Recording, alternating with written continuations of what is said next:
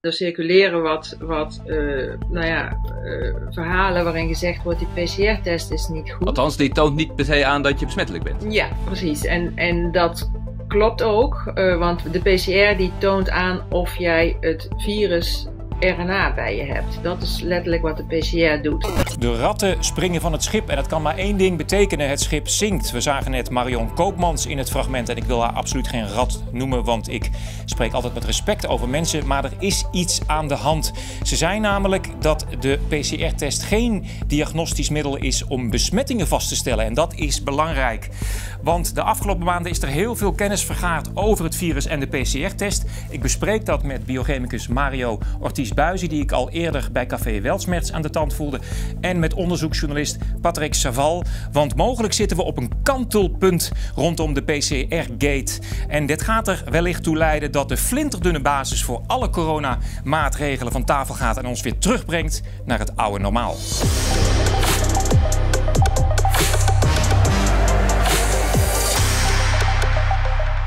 Ja, heren, welkom in de studio. We hebben elkaar al een tijd niet meer gesproken. Ik heb met jou bij Café Weltschmerz destijds een best wel bijzondere video gedaan die ruim 350.000 keer is bekeken. Waarin we ook een scoop hadden met Diederik Gommers, die ook toegaf dat, wat Koopmans ook zegt, de PCR-test geen middel is om te bepalen of iemand besmettelijk is. Ja. Met jou heb ik een video gedaan over het SARS-CoV-virus wat we hier zo mooi op de achtergrond zien. Hopelijk gaan we dat nooit meer zien. Ik heb het nu bij wijze van... Ik geloof dat niemand het ooit heeft gezien. Nee, ludieke actie heb ik het maar eens laten zien. Want het is een computergegenereerd animatiemodel. Niemand heeft het ooit met zijn eigen ogen gezien. Hè. Het is dus echt fictief. Maar we gaan het nu nog een keertje hopelijk voor de laatste keer in beeld brengen. En dan moet het maar eens klaar zijn met de Corona-gate. Hoe gaat het met jou, Patrick? Op dit moment ben ik moe en gestrest. Hyper eigenlijk. Hoe komt dat? Alles wat er gebeurt. Er is iets heel belangrijks aan de hand. Hè? Een retraction paper is... Volgende week gaat die los, hè? Ja, nou, misschien moet ik je gewoon het hele verhaal vertellen. 3-4 weken geleden zag ik een tweetje voorbij komen van Bobby Network. Wie kent hem niet? En dat ging over Marion Koopmans en belangenverstrengelingen. Wie is Bobby Network? Ja, daar gaan we zo... Oké. En dat ging over Marion Koopmans en belangenverstrengelingen. En ik vond dat interessant, dus ik stuur een mailtje naar Bobby Network. Kan jij daar een thread van maken? Want jij lijkt er meer van te weten. Nou, toen kwam er een soort van epische 124 tweet thread over de PCR-test. En dat was zo inhoudelijk en zo technisch. En het leek me zo belangrijk dat ik dacht, daar moet even iemand anders naar kijken. En ik zit natuurlijk met Mario en met allemaal dat soort mensen in een chatgroepje. En toen heb ik Peter Borger van de retraction paper heb ik die tip gegeven. Kijk hier eens naar. Nou, die sprong er meteen bovenop. Even voor de duidelijkheid, Peter Borger is dus een moleculair geneticus, hè? Ja, en dus wat ik zo kan inschatten en wat ik om me heen hoor in mijn kringen, is dat gewoon een goede wetenschapper. Hij heeft ook enorme mooie projecten gedaan. Dus ik denk, hij is de juiste man. In ons groepje heb ik dat gedropt. Peter pakte dat op. Nou, en wat er toen gebeurde, dat is gewoon een geschenk van God. Als wij willen met z'n allen uit deze nieuwe normaal. Toen heeft die Bobby Network, die een van de mede-auteurs van de paper is geworden nu, heeft dat allemaal zitten organiseren. We hebben met z'n allen 22 wetenschappers gevonden, waaronder hele aansprekende wetenschappers. Eentje van de Human Genome Project, die de Solid Sequencer heeft gemaakt. Dat zegt mensen misschien niet, maar is in het vakgebied heel invloedrijk geweest. Die hebben de paper, waar het allemaal mee is begonnen, van Marion Koopmans en Drosten en Korman, hebben ze externe peer review gegeven, zo heet dat. Helemaal gefileerd. Even voor de mensen thuis, de paper waar hij het over heeft, de Drosten-paper, is dus de paper waarop de PCR-test is gebaseerd. Hè. Daarmee is zogenaamd het coronavirus geïsoleerd wat we hier zien, maar wat dus nooit volgens de juiste methode, de gold standard, is gebeurd. Hè. En die paper is in 48 uur gepubliceerd zonder peer review en die staat nu onder spanning. Hè? Ja, nou wat die paper, je zet het net niet helemaal goed. Wat ze in die paper hebben gedaan, is een PCR-protocol ontworpen om het SARS-CoV-2-virus te kunnen identificeren. Eigenlijk amplificeren, maar dat gebruiken ze om het te identificeren. Daar gaat het natuurlijk al een beetje fout. Daar hebben ze dus een protocol voor ontworpen. Op basis van het protocol kunnen fabrikanten of laboratoria dan kits maken, waarmee al die tests worden gedaan, maar waarmee ook heel veel wetenschappelijke onderzoek wordt gedaan, waarmee ook vaccins worden getest op effectiviteit. Nou, wat blijkt? dat protocol wat ontworpen is door Koopmans, door Drosten, door Koorman enzovoort, blijkt helemaal niet geschikt om dat virus te detecteren. Er zitten 10 mega grote fouten in. Ja, je moet het eigenlijk zien als een recept. Dus de PCR is eigenlijk de machine en de hardware. Maar dan moet je natuurlijk een stukje software eigenlijk instoppen. Je moet de primers die worden gebruikt om die virusstukjes op te zoeken. Daar is een recept voor ontwikkeld. En die publicatie waar Patrick aan refereert, de Koorman-Drosten paper zoals die wordt genoemd, die is dan inderdaad in januari is die ingediend en binnen een ongelooflijk kort tijdsbestek geaccepteerd. En Marion Koopmans, die we net in het begin van de uitzending zagen, is dus een van de co-auteurs van deze paper, hè? Ja, Drosten. Zij is belangrijk, hè? Ja, en ook, ik dacht ook een meneer Meijer van het RIVM. Is dat nog een Nederlandse Chantal Reuskens? Ja, Chantal Reuskens, ja. Maar goed, dat recept, dat wordt dus door ontzettend veel labs nu gebruikt om daarmee dus die PCR-test op zoek naar dat stukje virus mee uit te voeren. En om te bepalen of iemand besmettelijk zou zijn, hè? Want dat wordt dat is dan de interpretatie die eraan gegeven wordt. Maar je hebt zelfs mevrouw Koopmans horen zeggen dat dat eigenlijk geen correcte conclusie mag zijn op basis van een stukje RNA wat je alleen maar aantoont. Het is wel ook wel grappig trouwens dat het Koopmans in een recept is. Maar anyway, het recept van Koopmans is dus eigenlijk niet zo goed. Ja, je kan ook hele lekkere pannenkoeken ervan maken, zou je denken. Nou ja, het is best een grappige metafoor. Je wil pannenkoeken bakken en iedereen denkt de hele tijd over van ja, die pannenkoeken, is er iets mis mee? En nou, inderdaad, blijkt dat het recept eigenlijk niet zo... bel je Marion Koopmans. Ja, en dan bellen we Koopmans. Het is goed. Het gaat klonteren, weet je, het valt uit elkaar, het schrift. Nee, maar alle gekheid op een stokje. Jaap van Dissel, de baas van de RIVM, zei daar ook al het volgende over. Met name als de prevalentie, als het voorkomen laag wordt. Hè, dat is een bekende instinker, dat iets wordt uitgezocht in een groep met een hele hoge mate van ziek zijn door de specifieke ziekte. En dan doe je het in de algemene bevolking. En dan blijkt je plotseling alleen maar fout positieve op te pakken. En het tweede wat u noemt, en dat is ook wel een belangrijk iets, is dat we ons natuurlijk realiseren dat een positieve PCR-test betekent dat je genetisch materiaal aantoont, maar niet per definitie dat je levend virus aantoont. En dus ook niet per definitie dat je levend virus aantoont waar iemand ziek van bent. Dus daar heeft u volkomen gelijk in. Ja, Jaap van Dissel zegt hier 2 dingen. Bij een lage prevalentie, als het virus dus niet actief is, dan worden er heel veel fout positieven getest. En hij vertelt er ook bij dat er geen bewijs is bij een positieve test dat je levend virus vindt. Hè? Dat bevestigt ook Koopmans. Ja, hij zegt eigenlijk hetzelfde als wat Koopmans dus inderdaad nu ook weer zegt. Ja. Dit moet toch leiden tot een eye-opener bij politici dat we op dit moment helemaal geen tool of management hebben om dit virus te beslechten. Of ben ik nou in de war? Jij refereerde al naar ons eerste gesprek bij Weltschmerz, een tijd geleden. Dat, toen zei ik het maar, als eenvoudige biochemicus. Maar die sprong van het detecteren van een brokstukje RNA naar beweren dat iemand besmettelijk is. Ja, dat is die sprong is gewoon, die mag je helemaal niet maken.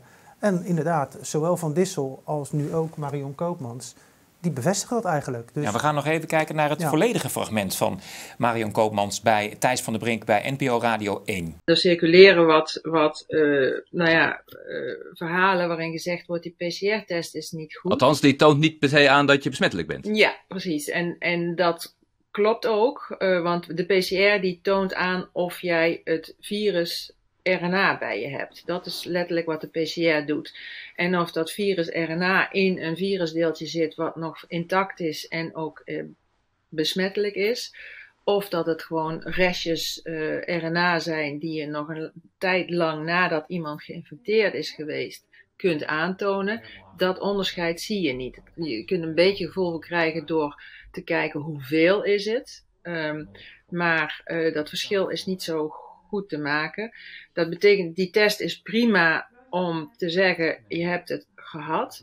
Maar die test is minder geschikt om te zeggen van je hebt op dit moment ben je nog besmettelijk. Die PCR-test heb je het over nu, hè? De PCR. Ja. Dus het kan zijn dat ik COVID krijg, doe ik een PCR-test, blijk ik het te hebben. Maar als ik diezelfde test 3 maanden nog een keer doe, 3 maanden later of korter, dat weet ik niet precies, dat moet je zo maar zeggen, dan kan dat virus nog steeds in mijn lijf zitten, terwijl het helemaal niet meer actief is en ook niet meer besmettelijk ben. Dat klopt. Dit is toch best wel schokkend om dat nu te horen uit haar mond, hè?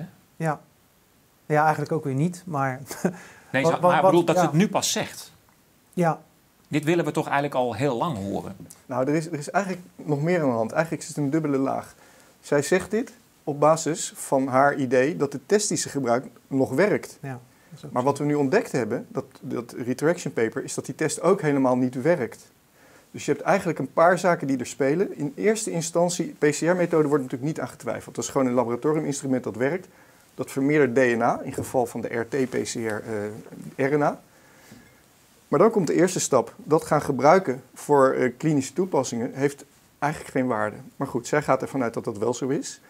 En daar gaat haar discussie over. Maar we weten nu dat die test die zij gebruiken dat virus helemaal niet kan zien. Ja. En er komt dus een retraction paper Ja. de komende dagen naar buiten. Hè? Wat gaat dat betekenen? Want die wordt ingediend bij Eurosurveillance, begrijp ik? Ja, hij is al ingediend. Ja. Ja. En waar Patrick ook aan refereert, die 2 lagen inderdaad. De laag 1 is dus zeg maar het recept waarmee de taart gebakken wordt. En vervolgens heb je dan de taart, oftewel als metafoor voor de testuitslag. En daarover geeft Marion Koopmans dus een aanvullende toelichting dat je maar een beperkte waarde kunt toebedelen aan die testuitslag. En zij zegt terecht, als je een uitslag hebt, dan betekent het dat je een stukje RNA hebt gevonden van het virus, van virusrestanten. Misschien zitten ze er al 6 weken of 2 maanden of 3 maanden. Ik heb papers gelezen dat je dat maanden nog later kan aantonen. En daar zegt zij nu iets over. Dus over de gevolgtrekkingen die je mag koppelen aan een positieve test. Ja, dus jij zegt, hè, je kunt dus niet concluderen, wat zegt eigenlijk Marion Koopmans, dat je dan besmettelijk bent. En jij zegt, we gaan nog een stap verder met die retraction paper. Ja, het is helemaal niet vastgesteld of je überhaupt SARS-CoV-2 hebt gevonden. Ja, nou, ik heb die paper gelezen. Hij ook, neem ik aan. Eén deze dagen kan iedereen hem lezen. Ja, het is vernietigend. Ja. Het lijkt wel of... Ja, het klinkt keihard. Ik heb vorige keer de woorden kermiswetenschap gebruikt, maar het lijkt wel of dit door beginners is gemaakt. Maar het is toch ook opmerkelijk dat die paper in 48 uur is gepubliceerd? Ja. Nou, is toch al vreemd, of niet? Het is nog veel sterker. Die paper, die is, op het moment dat die paper gepubliceerd was, waren 2 van de deelnemers van die papers, 2 van die auteurs, eentje daarvan was CEO van een bedrijf en de ander was de de scientific officer, die waren al de tests aan het verkopen. Dus op basis van dat recept kan je een kit maken, wat hij net uitlegde. Maar ze waren kennelijk zo zelfverzekerd dat er geen peer review zou kunnen komen die negatief uitviel. Die test was nog niet eens ingediend bij Euroscience of Eurosurveillance, en ze waren al kits aan het verkopen. Nou ja, de paper is geschreven, ingediend bij Eurosurveillance. Daar is die online gepubliceerd. En de reviewing, die je dus door medewetenschappers hoort te doen. Zo van, joh, willen jullie er als medewetenschappers even naar kijken of er misschien fouten in zitten en dergelijke. Dat is echt in een absurd kort tijdsbestek gedaan. Dat het eigenlijk al de wenkbrauwen doet fronsen. En dat is inderdaad binnen 24 of 48 uur zou dat gebeurd zijn. Peter Borger is overigens die review-rapport is die gaan opvragen bij Eurosurveillance. En net als jij je auto laat keuren en jij brengt je auto weg en ze bellen jou na 10 minuten op, uw auto is volledig goedgekeurd. Dan denk je, zo, hoe kan dat nou in 10 minuten? Dat is snel. Ja. Dat is snel. Dan zeg je, nou mag ik dan wel even het rapport inzien? Kunnen jullie maar even het keuringsrapport? Nou, en dan wordt het echt wel grappig. Dat rapport kreeg Peter dus niet.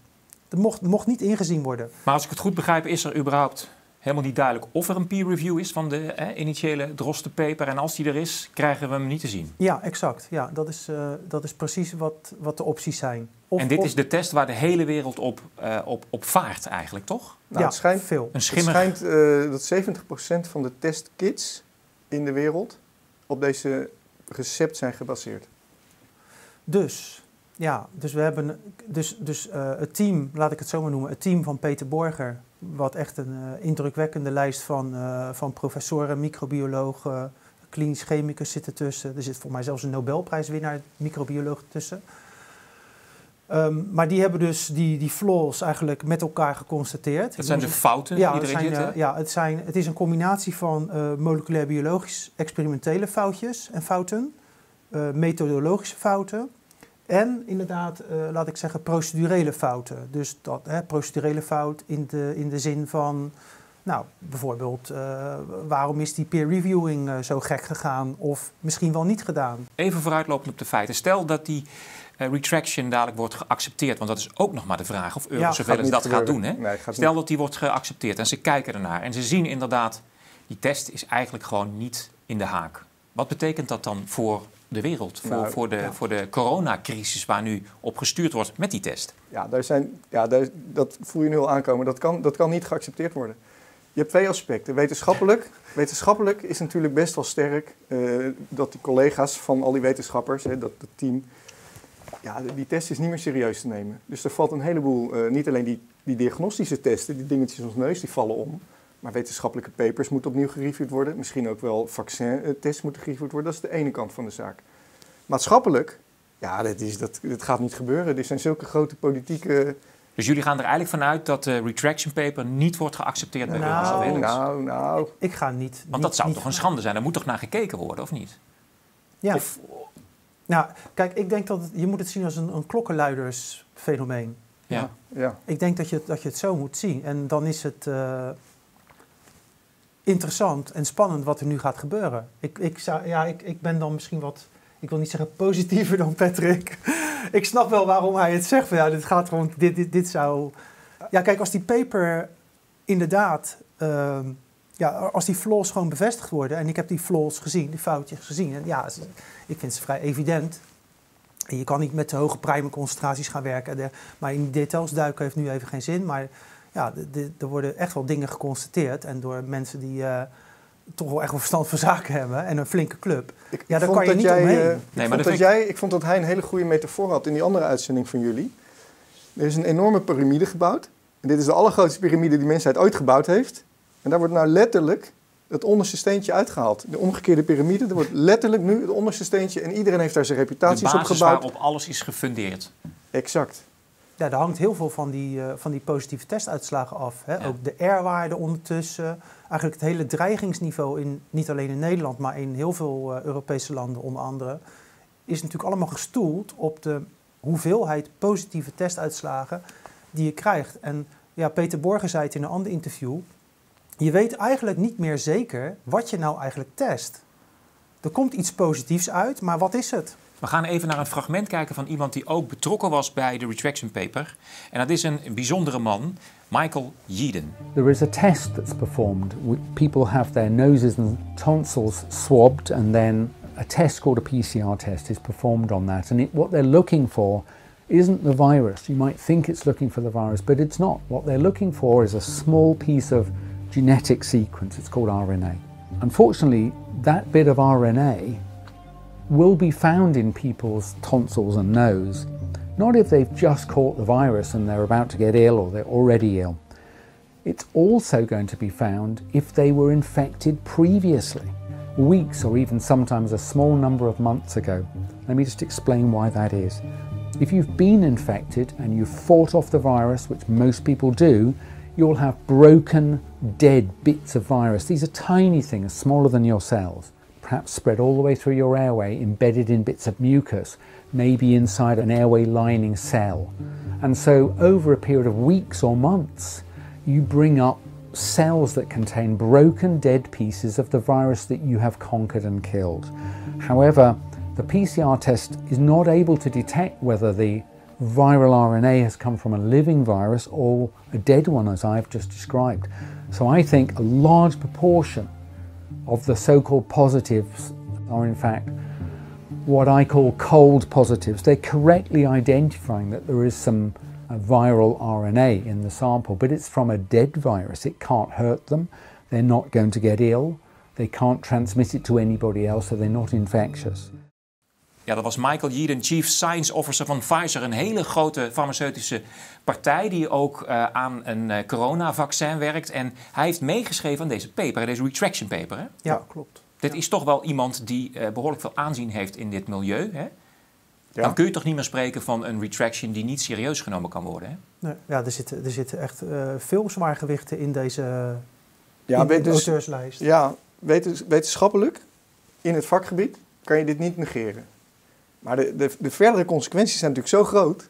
Ja. Ja, ik kan me er niks bij voorstellen, Want maar we gaan het meemaken. Wat we constant zien, hè? Er is data, er is informatie, maar er is ook zoiets als politieke beslissingen. Ja. Wat gaan ze er nu mee doen? Hè? Nou ja, jij hebt een tijdje geleden onlangs Daan de Wit in de uitzending hier gehad, bij jou. Ja, En over de Mexicaanse over griep. de Mexicaanse griep. En Lessons learned? Ja, nou, lessons Niks. not learned.